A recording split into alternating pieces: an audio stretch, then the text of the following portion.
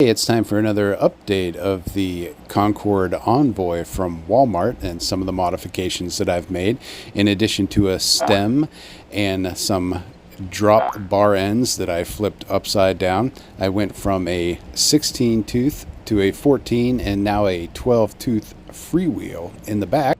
And I took it out for a test drive when I forgot to start Strava. The speed did increase once I started Strava, and here's how I did it.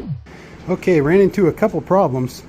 The first being I split the freewheel removal tool trying to use a giant crescent wrench. So I had to go down and get a 27 millimeter socket to put on here, and it did break it loose. It broke the freewheel loose. And then this will not go over that nut right there. So I have to try to find another nut. This nut will drop down in there.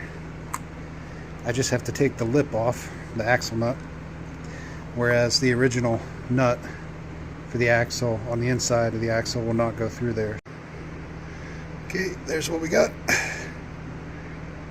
I have a small lip there after putting that nut on, and on the other side I have that washer with the flats on it on the inner side of the axle where it mounts, and I have the two axle nuts,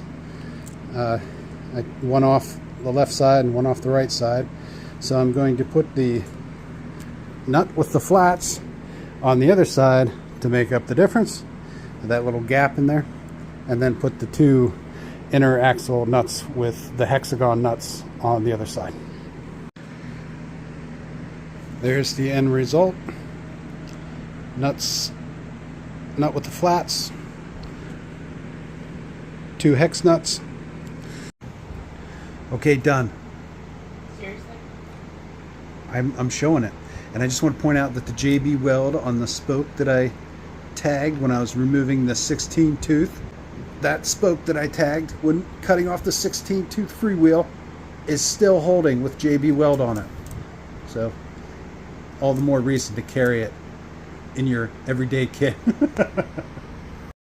Alright, I ended up not using the nut with the two flats on it. Instead, I ground a washer down to fit inside that hole in the freewheel.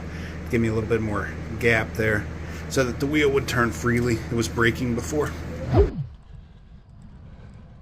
In conclusion, it's still not as fast as my mountain bike. My mountain bike rear tire rotates 40% more with each kick of the pedals, but it's pretty fast.